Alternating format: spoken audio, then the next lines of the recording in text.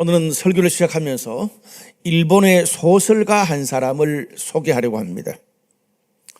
특별히 우리가 일본 문학에 대해서 잘 모릅니다. 아마 우리 한국 대중들에게 일본 소설가 중에 그래도 가장 많이 알려진 사람이 무라카미 하루키입니다. 근데 제가 쭉 이렇게 자료를 보니까 우리나라 해방 이후에 국내에서 한국어로 번역된 작품의 수가 가장 많은 일본 작가가 있어요. 누굴까요? 저는 무라카미 하루키일 줄 알았습니다. 근데 아니더라고요. 좀 예전 분인데 미우라 아야코라는 분입니다. 미우라 아야코. 이 미우라 아야코라는 작가는 일본인 여성 소설가입니다. 빙점, 길은 여기에, 양치는 언덕, 사랑은 두려워하지 않는다 등의 작품으로 1980년대에서 2000년대 초반까지 우리나라의 선풍적인 인기를 몰고 온 그런 작가입니다. 그녀의 대표작인 빙점이라는 소설은 그 시절에 MBC 아침 드라마로 방영되기도 했습니다. 굉장히 인기를 끌었어요. 이 미우라 아야코라는 이 여성 일본인 작가는 일본에서 1%밖에 되지 않는 소수 종교인 기독교인입니다. 아주 독실한 기독교인 작가예요. 그런데 그녀의 사연은 정말 기구했습니다. 젊은 시절에 교사를 한 7년 하다가 몸이 아파가지고 그만둡니다. 결핵과 척추암이 겹쳐가지고 12년간 병원 침대에서 꼼짝달싹 움직이지를 못하고 12년을 요양 생활을 했습니다. 자살을 생각하면서 매일 자포자기하면서 살아가던 이 미우라 아야코에게 같은 병원에서 폐결핵을 치료받던 한 남성이 나타났습니다. 그녀는 미우라 아야코를 불쌍히 여기면서 매일 그녀에게 성경을 읽어주고 위로해주고 편지를 써주면서 두 사람은 연인이 되었습니다. 그 남성은 또 독실한 기독교인이었는데 미우라 아야코에게 하나님의 사랑, 복음을 전해줬습니다. 그런데 안타깝게도 그 남자친구는 여친의 병을 정말 간절하게 수발들다가 목숨을 거두고 맙니다. 이후 이런 사랑의 힘으로 모든 슬픔과 병을 극복하고 미우라 아야코는 인간의 죄를 덮으시는 하나님의 절대적인 사랑에 대해서 수많은 소설을 써서 전 일본을 감동시킨 소설가가 되었습니다. 특별히 길은 여기에라는 소설은 그녀의 자전적인 삶을 소설로 쓴 것입니다. 아마 여러분 한번 꼭 읽어보시면 좋겠고, 제가 청년 시절에 이 전도하면서 많이 주기도 했던 그런 소설입니다. 근데 그 길은 여기에 이 자전적인 그녀의 소설을 읽어보면 미우라 아야코 이 사람처럼 불행한 삶을 사는 삶이 있을까 싶어요. 그런데 반대로 그런 상황 중에도 이 사람만큼 사랑과 용서, 희망에 대해서 담대하고 강력하게 말하는 사람도 없어요. 왜 그럴까요? 하나님의 사랑이 모든 불안과 두려움을 다 몰아낸 증거입니다. 저는 오늘 하나님이 채우신다 시리즈 마지막 시간으로 두려움을 내어쫓는 하나님의 사랑에 대해서 여러분과 함께 말씀을 나누고 싶습니다. 먼저 첫 번째로 한번 따라할까요? 하나님이 주시는 마음은 불안과 두려움을 넘어서게 한다. 오늘 우리가 읽었던 디모데후서는 바울이 로마의 감옥에서 편지를 썼던 그의 마지막 편지입니다. 몇 년 뒤에 네로 황제의 기독교 박해가 있을 때에 바울이 순교를 해요. 특별히 로마의 기독교 박해가 극심하던 이 시기에 서기 한 60년대 중반에 본문인 디모데후서가 쓰여졌습니다. 이 시기에 많은 교회들이 파괴되고 성도들이 로마 군병들에게 잡혀가서 정말 말로 다할 수 없는 고초를 겪고 잔인하게 죽임을 당합니다. 또 그것을 피한 성도들이 박해를 피해서 산속이나 동굴이나 박해가 없는 그런 해외로 떠났습니다.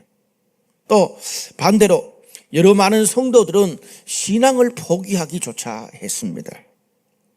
뿐만 아니라 당시에 가장 존경받는 기독교 최초의 선교사고 수많은 교회를 개척했던 바울도 감옥에 갇혀서 죽음을 기다리고 있는 그런 신세가 되었습니다.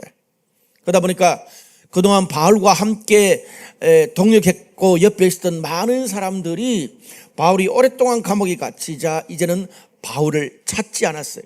또 괜히 바울을 찾아오다가 발각되면 본인도 박해를 당할까 봐 이제는 바울 주변에 나타나는 사람도 거의 없었습니다. 이런 상황에서 디모데는 바울의 뒤를 이어서 아시아 지역에서 가장 크고 유력했던 에베소 교회를 담임해야 됐습니다. 이끌어야 됐습니다. 에베소 교회는요, 로마와 좀 멀리 거리가 떨어져 있잖아요. 에베소가 터키 지역이니까 아무래도 로마보다는 상대적으로 박해가 적었습니다.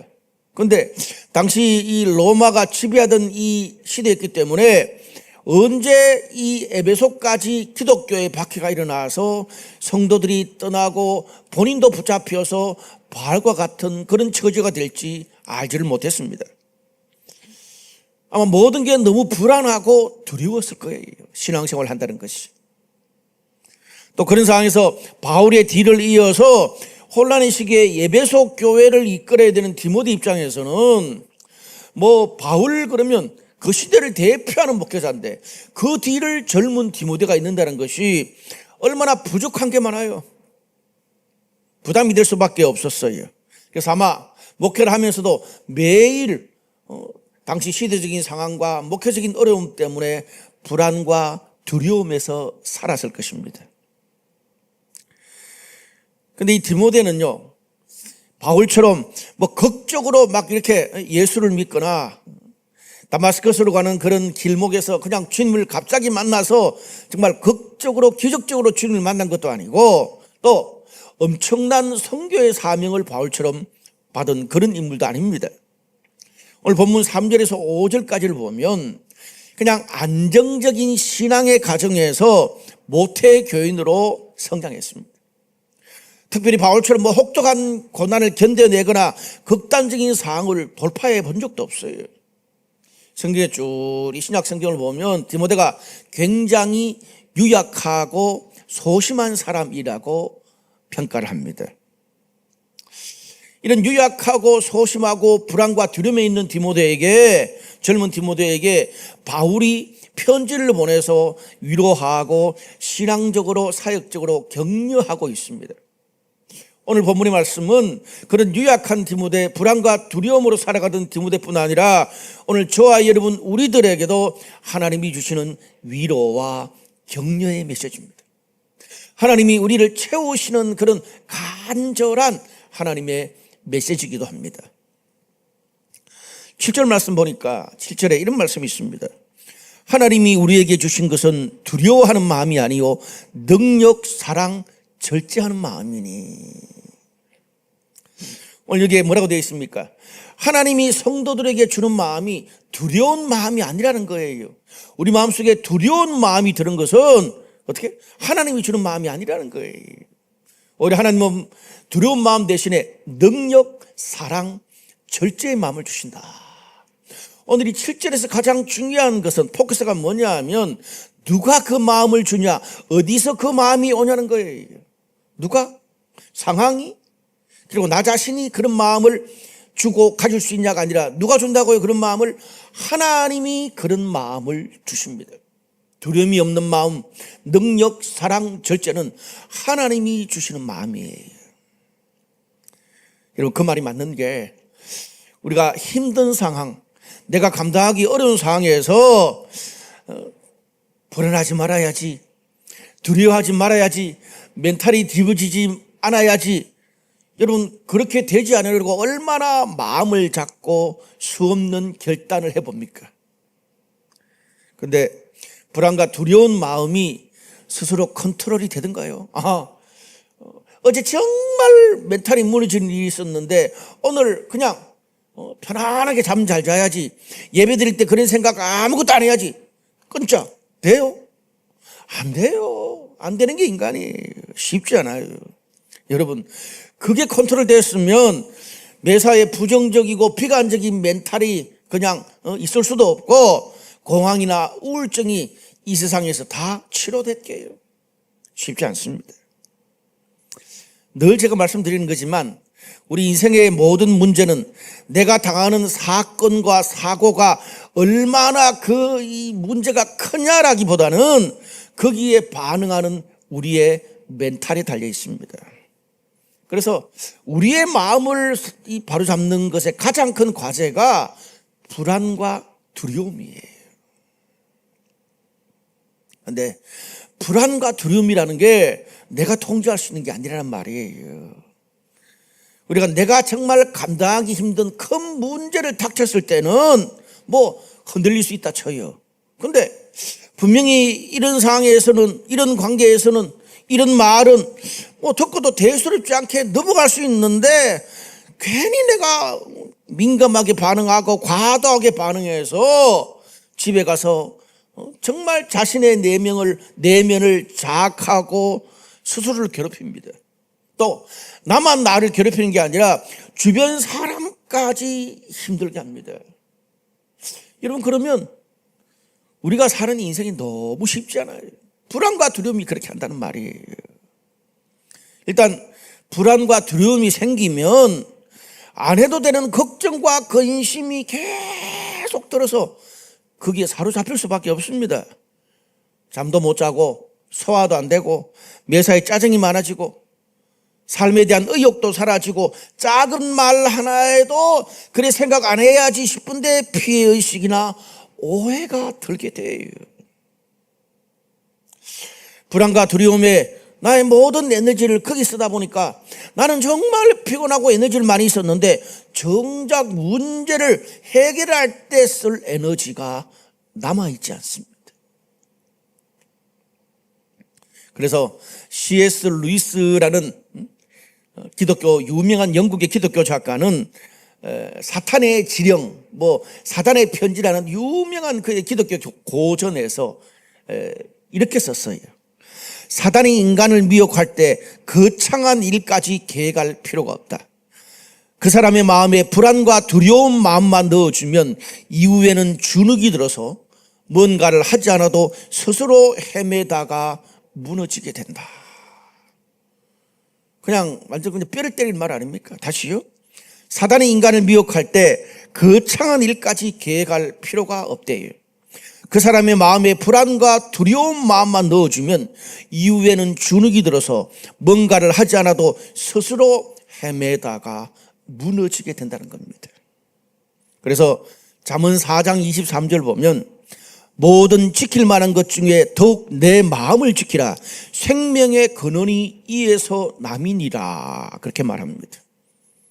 그래서요, 우리가 어떤 상황에서도 하나님, 나 자신, 또 다른 사람, 세상을 향해서 나의 마음을 지키는 것, 나의 멘탈을 어떻게 지켜내느냐, 이것이 우리 인생 최고의 전쟁이고 최고의 전쟁터입니다.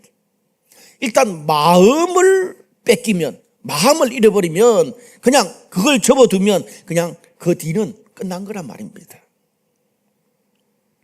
근데 이 불안과 두려운 마음의 특징이, 제가 사실 이 불안과 두려움에 대해서 굉장히 과거에 여기에 찌들어서 살았던 사람이에요. 불안과 두려움을 묵상을 참 많이 해봤어요. 여러분, 근데 이 불안과 두려운 마음의 특징이 뭔지 아세요? 그것을 켜고 끄는 작동 스위치가 내 안에 없어요. 이게 문제입니다. 내가 불안과 두려움 안 하고 싶은데, 그만두고 싶은데 스위치가 없다는 말이에요. 그래서 불안과 두려움은 언제 나타나고 언제 사라질지 나도 몰라. 예측이 안 돼요. 특별히 디모데처럼 유약하고 소심한 사람들은 기질적으로 불안과 두려운 근심 걱정에 지배당하기가 쉽습니다. 알면서도 거기에 계속 머무르게 되면 우는 사자처럼 어떡하든지 성도들을 미혹하는 사탄에게 나의 삶 전체를 자꾸 하나 내어주고 두 개 내어주고 자꾸 내어주게 되는 것입니다. 그래서 오늘 바울이 디모데에게 그런 불안과 두려움에 지배당하지 말고 끌려다니지 말고 하나님이 주시는 새로운 마음을 덧입으라는 거예요. 네가 불안해하지 마라. 안 돼요, 내 힘으로는. 그래서 뭐예요? 하나님이 주시는 그런 새로운 마음으로 너의 불안과 두려움을 덮어라, 덧입어라.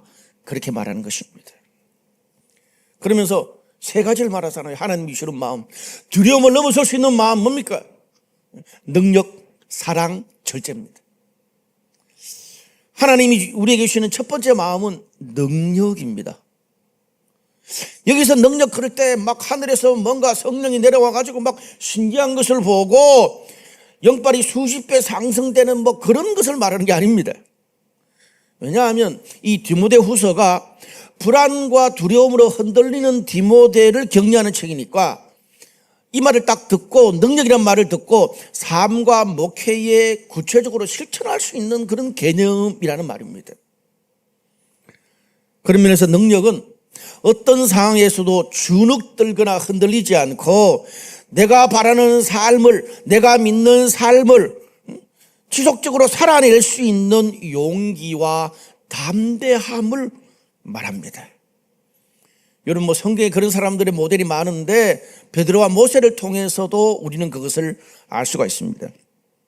베드로 별것 아닌 일에 흥분 잘하고 과하게 반응하고 예수님이 잡히던 그 전날 밤에도 두려움 때문에 어린 여종 앞에서 예수를 3번이나 부인했던 그런 실수 많은 베드로.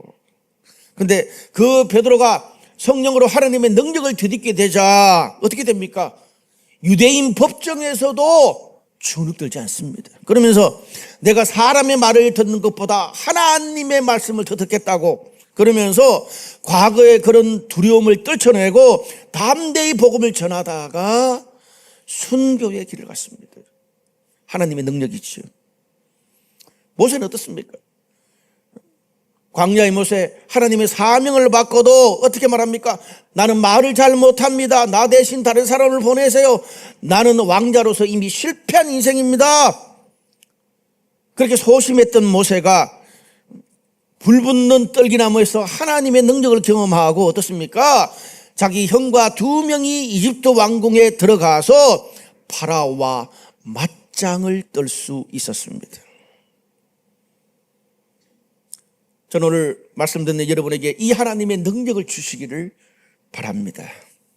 두 번째로 하나님은 성도들에게 사랑의 마음을 주십니다. 여기서 말하는 사랑은 아가페 사랑이에요. 절대적이고 무한한 하나님의 사랑을 말합니다. 여러분 우리가 용기와 담대함만을 가지고는 오래 가지를 못합니다. 간혹 우리 주변에 보면은 금방 끓다가 식는 남비처럼 막 처음에는 모든 것을 다 할 수 있는 것처럼 큰 소리 치고 여기저기 들쑤시고 다니는 그런 사람들 어떻습니까? 조금만 시간이 지나고 나면은 일이 안 돼서 실망하고 또 관계와 오해를 겪으면서 상처 몇 번 받고 동일한 문제가 계속 반복되면 그냥 한두 번 해보다가 금방 포기하고 맙니다. 그런데 하나님이 주시는 이 사랑은 어떤 상황에서도 동일한 마음과 동일한 태도를 지속하게 합니다. 사랑의 이 끝까지 지속하게 하는 능력이 있습니다. 그게 어디 나옵니까? 고린도전서 13장에 나옵니다. 사랑장이죠. 그 사랑장은 우리가 하나님으로부터 사랑을 받을 때 우리 성품 안에 어떤 캐릭터, 어떤 태도가 덧입게 되는지를 이야기해 주고 있습니다. 여러분, 사람이 끝까지 참고 인내하는 데는 한계가 있습니다. 내 앞에서 계속 무례하게 행하고 거만하게 행하고 뒤통수 치는 사람을 보면서 아무 말 안 하고 어떻게 가만히 있을 수 있습니까? 저도 잘 안 되더라고요. 꼭 한마디 해가지고 그만 싸움이 일어나고 그러더라고요. 근데 더 힘든 거는 그런 사람들이 매일 내가 일하는 사무실에 내 집에 가까이 있을 때 더 힘들어요. 또 우리가 아무리 열심히 해도 손해볼 일밖에 없는데 어떻게 끝까지 참고 섬기고 희생할 수 있습니까? 비가 오나 눈이 오나 어떤 상황에도 변함없는 모습으로 사는 것은 인간의 마음으로 성정으로는 쉽지 않습니다. 어떻게? 하나님이 절대적인 낭앞에 사랑을 주셔야 어떤 상황, 어떤 사람 앞에서도 언제나 오래 참고 언제나 온유하며 변함없이 끝까지 인내할 수 있습니다. 이게 하나님이 주시는 사랑의 힘입니다. 남들은 다 그 인간이 싫어서 얼굴을 돌리는데 어떻게 해요? 그냥 불쌍하게 보여요, 그 사람은. 그러면 끝까지 사랑해주고 위로해주고 격려해주는 거거든요. 이게 사랑입니다. 저는 오늘 말씀 듣는 여러분에게 하나님이 그 고린도전서 13장의 사랑을 주시기를 바랍니다. 세 번째로 하나님은 우리들에게 절제하는 마음을 주십니다. 아니, 용기와 담대함에다가 사랑까지 있으면 그냥 끝난 건데 무슨 놈의 절제까지 왜 필요할까? 여러분, 절제라는 것은 셀프 컨트롤입니다. 근데 셀프 컨트롤, 이거는요, 나 자신만 관리하는 게 아니라 내 주변에서 일어나는 일, 내 주변에 있는 여러 사람들까지 동시에 관리하고 조심하는 겁니다.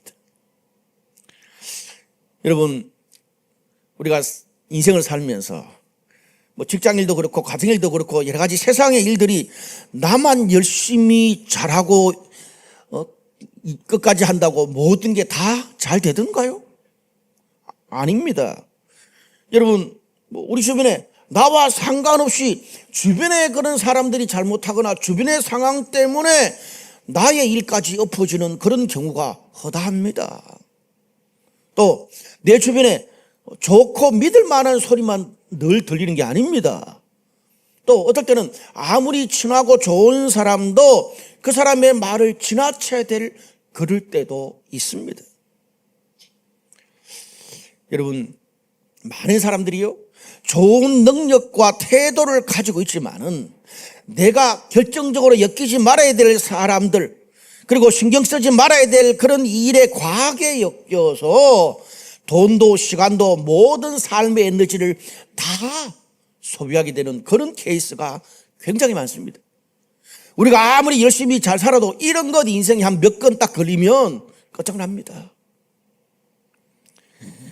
그래서 절제라는 것은요, 나의 삶에서 내가 수많은 일들, 수많은 사람들 가운데 어디에 집중하고 반대로 무엇은 멀리하고 거리를 두고 신경 쓰지 말아야 될지를 분별할 수 있는 그런 분별력, 그런 능력을 말합니다. 운전으로 치면 방어운전이겠죠. 방어운전, 나를 지키는 거예요. 그럼 방어운전이 뭡니까? 내 삶의 고속도로에 갑자기 끼어들고 나타나는 옆 차선의 무례한 옆 차선의 차량, 돌무더기, 산짐승, 이런 걸 잘 피해가야 그동안 내가 아름답게 지켜왔던 인생의 신앙의 모든 여정들을 안전하게 마무리할 수 있습니다. 저는 오늘 예배 드린 우리 모든 성도들에게 하나님께서 두려운 마음이 아니라 능력과 사랑과 절제의 마음을 다 여러분에게 주시기를 주님의 이름으로 축복합니다. 두 번째로, 한 번 더 따라 합시다. 큰 거 두 번째로, 내게 있는 은사의 열정이 두려움을 넘어서게 한다. 오늘 6절 말씀에 이런 말씀이 있어요. 그러므로 내가 나의 안수함으로 내 속에 있는 하나님의 은사를 다시 부릴 듯 하게 하기 위하여 너로 생각하게 하노니. 바울이 어떻게 말합니까? 후계자인 디모데를 향해서 내가 지금 너를 위해서 안수기도를 하고 있는데 그렇게 하는 이유가 뭐냐, 그걸 밝히는 거예요. 왜 내가 너를 위해서 안수하느냐? 내 속에 있는 하나님의 은사가 다시 부릴 듯 일어나게 하기 위해서 내가 그렇게 한다는 거예요. 요즘 뭐 전기나 가스, 석유가 있어서 뭐 일상에서 불을 붙이기가 참 쉽습니다. 그런데 2000년 전에 바울이 살던 시기는 이 불을 붙이는 게 굉장히 어려웠습니다. 이 불씨가 관건이에요. 그래서 일반적인 가정에서도 불씨를 담아두는 항아리가 따로 있었습니다. 그래서 그 항아리 안에는 한 번 붙은 불씨가 꺼지지 않게 하기 위해서 지속적으로 계속 나무나 땔감을 계속 넣어줍니다. 그리고 재로 덮어둡니다. 잘 유지하기 위해서. 무슨 말입니까? 불씨를 유지하기 위해서 늘 신경을 썼다는 말입니다. 여기에 어떤 불씨? 하나님의 은사의 불씨라는 거예요. 여기 하나님이 주시는 은사가 나오는데, 은사는 그냥 원어로 보면 하나님이 아무 대가 없이 그 사람에게 주시는 선물입니다. 이 은사가요, 뭐 특별한 재능이 될 수도 있고, 그 사람 고유의 성격이나 삶의 태도에 나오는 장점일 수도 있고, 뭐 직업적인 커리어가 될 수도 있고, 또 그 사람이 가지고 있는 특별한 관심, 또 그 사람이 오랫동안 섬겨왔던 그런 일이나 그 사람만이 경험한 영적인 특별한 경험도 은사일 수 있습니다. 중요한 것은 하나님께서 이 세상의 모든 성도들에게 한 가지 이상의 은사를 꼭 주셨다는 것입니다. 근데 그 은사를 완성품으로 준 게 아니라 뭐로 줬어요? 불씨로 주었습니다. 그래서 어떻게 해요? 하나님이 각 사람에게 주는 그 은사, 그 불씨를 그것이 계속 불타고 성장하고 발전하고 유지되도록 옆에서 붙여주고 불쑤시개를 계속 넣어주는 일을 해야 합니다. 이 불씨를요, 항아리에 계속 담아두기만 하면 안 됩니다. 금방 꺼지고 희미해집니다. 그래서 필요할 때마다 이 불씨를 떠가지고 계속 사용해야 이 불씨가 더 많아지고 더 잘 활활 타오르게 된다고 오늘 성경이 이야기를 합니다. 하나님이 우리에게 주신 은사도 마찬가지입니다.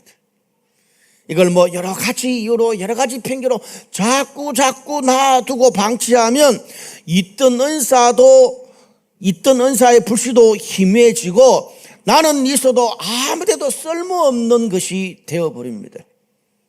하나님이 우리에게 주신 이 은사의 불씨가 계속 타올라서 다양한 곳에 쓰일 때에 하나님이 축복하시고 그 은사가 커지고 또 필요한 다른 은사들까지 겹치고 계속 확장이 될 수 있는 것입니다. 뭐 흔히 우리가 MBTI를 아주 많이 합니다. 그래서 뭐 네 성향은 뭐 ESTP, 내 성향은 INFP 뭐 이야기 많이 하잖아요. 저는 ENTP입니다. 많지 않더라고요.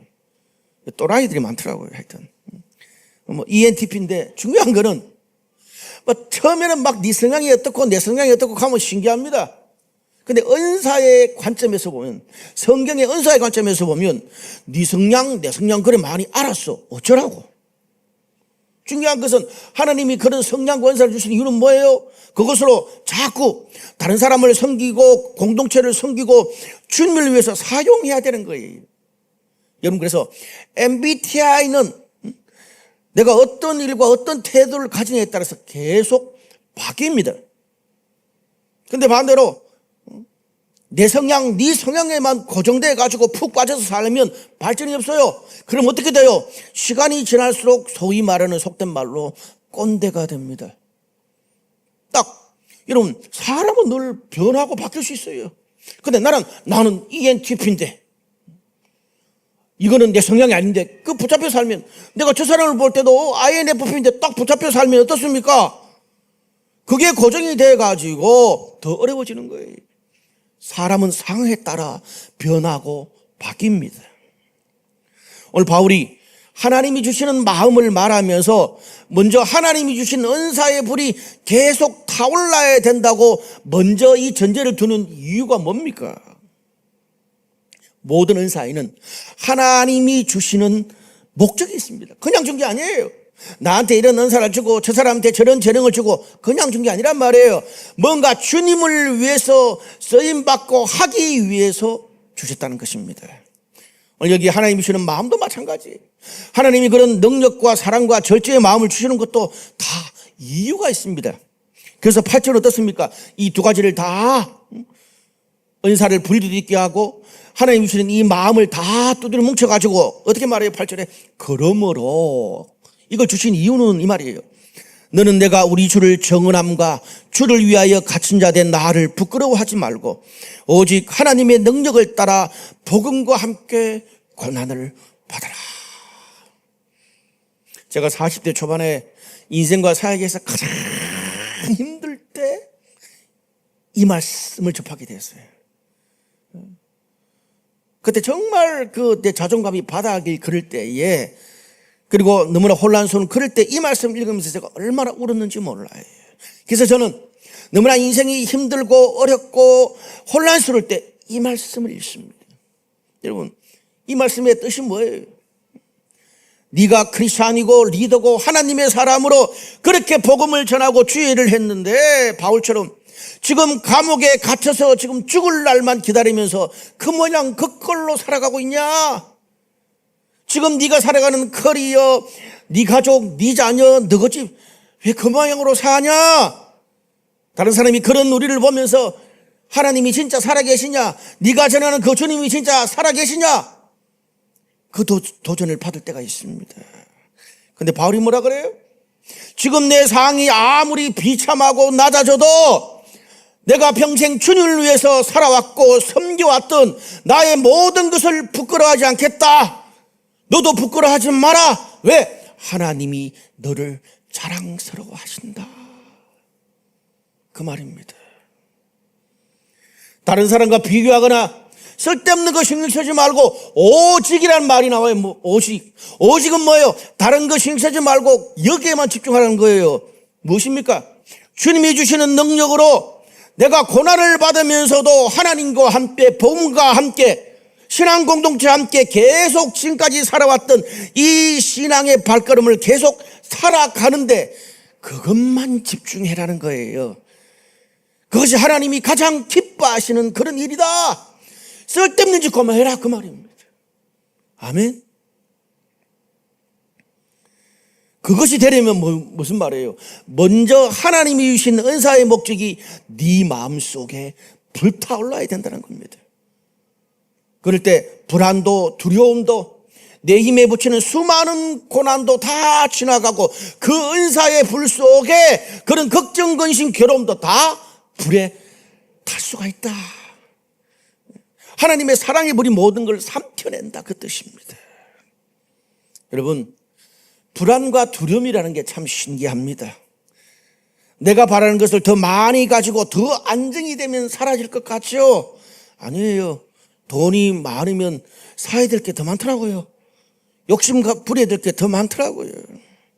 중요한 것은 내가 얼마나 많이 가졌냐 그게 아니라 불안과 두려움은요, 내가 정말 간절하게 이루어야 될 삶의 목표, 삶의 열정과 관련이 있습니다. 여러분, 내 삶에 이루어야 될 목표와 열정이 있으면 아무리 힘든 고난이 찾아와도 제가 그랬어요. 걱정하며 울다가도 자고 있어. 왜? 내일 출근하고 내일 또 회사 가서 돈 벌고 집안일 하면서 애 챙겨야 되고 반드시 내가 해야 될 일이 있거든요. 그래서 갓난아기를 키우는 그런 엄마가 우울증이 심해도 어쨌든 견뎌냅니다. 언제 완전 무너진 줄 아세요? 애가 어느 정도 크고 난 다음에 좀 살만할 때 쓰러져요. 좀 신기하지? 반대로 내 삶에서 이루어야 될 목표, 열정 이 모든 게 사라지면 오히려 그때 그 안정감을 즐겨야 되는데 불안과 두려움이 내 삶의 지배적인 감정이 될 수밖에 없습니다. 내 삶에 부족한 게 하나도 없는데 근데 정작 나는 불안과 두려움에 빠져서 답도 없는 뺑뺑이만 계속 돌게 됩니다. 괴로워요.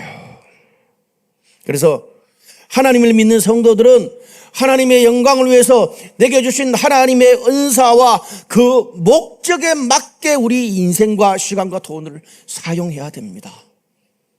그래야 영적인 열정, 신앙의 열정이 생깁니다. 안 그러면 잡다한 생각, 불안, 근심이 엄습해가지고 거기에 에너지 쓰다가 시간 다 보냅니다. 여러분, 오늘 하나님의 영광을 위한 그런 은사의 목적, 신앙의 열정이 없으면 신앙생활 하는 게 너무 힘이 듭니다. 내가 이렇게 일주일 동안 바쁘고 힘들고 지치면서 살았는데 또 주일로 와서 주님을 위해서 섬기고 봉사하고 드리면 에너지와 시간, 돈이 더 많이 듭니다. 우리 어린애들 블루버드에 보내려면 잠도 못 자고 아침 일찍부터 그 애들 씻기고 뭐 차에 태워가 막 그냥 전쟁통에 왔다가 예배 마치고 집에 가면 하루 다 지나가잖아요. 안 해도 되는 노력과 안 해도 되는 스트레스와 고민이 더 많아요. 근데 시간이 지나보면 돌아보면 신기한 것은 하나님이 주신 그 은사 또 하나님이 주신 그 이 신앙의 열정과 섬김의 열정이 어느 날 나의 불안과 나의 두려움을 다 삼키고 다른 사람을 주님께 이끌고 다른 사람을 섬기면서 그 사이에 내 불안과 고민 두려움도 잊혀지고 사라지게 된다는 거예요. 그런 면에서 하나님의 사랑이 우리의 모든 두려움을 내어줬습니다. 또 한 가지, 하나님이 주시는 은사를 사용하고 섬기고 주님의 목적 따라 살아갈 때 내 삶에 찾아오는 불안과 두려움도 떠나가게 될 줄로 믿습니다. 오늘 성경이 말하는 게 이거예요. 말씀의 결론을 맺을게요. 6절 말씀에 그러므로 내가 나의 안수함으로 내 속에 있는 하나님의 은사를 다시 부릴 듯하게 하겠다. 하나님의 이 은사가 우리 마음 가운데 부릴 듯하게 역사하게 강력하게 역사하기 위해서 우리 마음을 지키게 하기 위해서 어떤 방법을 씁니까? 안수를 통해서 하나님이 역사한다는 말이에요. 여러분, 안수가 뭡니까? 목회자가 성도들한테 머리에 손을 얹고 기도하는, 그러면서 하나님의 어떤 영적인 능력이 임파테이션 전달하는 기독교 신앙의 여러 전통 중에 한 가지입니다. 이걸 우리들한테 해석하면 뭡니까? 우리가 하나님의 은혜를 받고 하나님의 영적 능력을 받을 수 있는 그런 우리 기독교 신앙의 전통의 여러 가지 많은 방법이 안수도 있고 오늘 예배일 수도 있고 우리가 찬양을 드리면서 또 우리가 기도하면서 우리가 큐티를 하면서 우리가 셀 모임을 하면서 우리가 서로 기도를 해주면서 기독교 신앙 안에서 우리가 하나님의 은혜를 받고 하나님의 능력을 받을 수 있는 수많은 패턴들이 있습니다.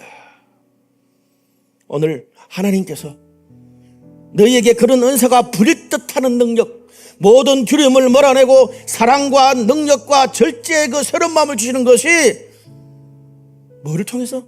너희가 수백 수천만 원 들여서 상담을 받으면 내가 주겠다.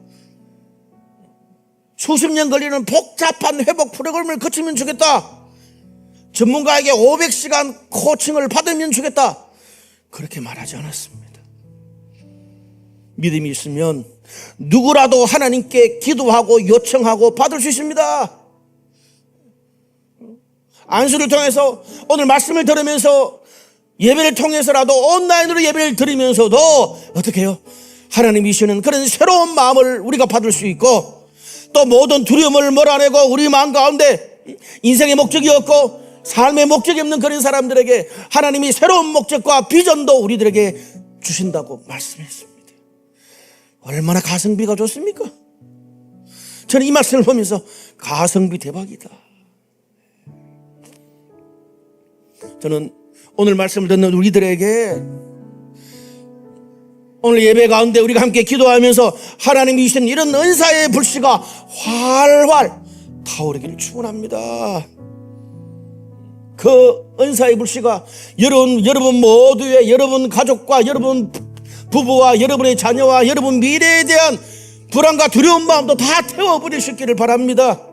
그래서 하나님께서 이제 여러분에게 새로운 능력과 사랑과 절제의 마음을 주셔서 그 마음으로 어떤 상황에도 내가 어떤 삶을 살지라도 신앙인의 프라이드를 지키면서 복음과 함께 살아가고 주님과 함께 살아가고 신앙 공동체와 함께 하나님이 주시는 그런 모든 비전을 이루게 되는 그런 저와 여러분 되시기를 주님의 이름으로 축복합니다.